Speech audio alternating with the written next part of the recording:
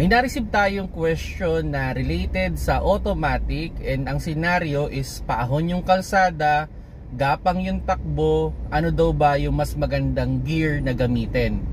Hello mga paps, I'm Kuya Shane, and actually kahit nakadrive naman yan, okay lang yan.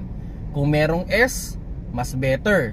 Kung wala namang ganon, kung meron niyang B or L, or kung meron namang manual mode yan, lagay mo lang sa first gear, mas okay na ilagay nyo yan dyan. Kung stop and go lang naman yung takbo, mabagal yung takbo, mas okay na i-low gear natin. Kasi ang problema with automatic, pag naramdaman niya na gumagaan, nilalagay niya na kagad sa second gear. Ang problema, paano kung yung susunod na daan is mas ahon na naman, so mabibitin, so ibabalik niya na naman sa first gear. So para maiwasan natin yung pagkabitin ng ating automatic na kotse, kung alam naman natin na stop and go talaga yung kalsada, paahon, much better na ilagay na natin siya sa low gear para wala nang experience ng bitin at para hindi na rin mahirapan yung ating makina. Kasi as much as possible sana ang takbo ng ating sasakyan ay smooth lang.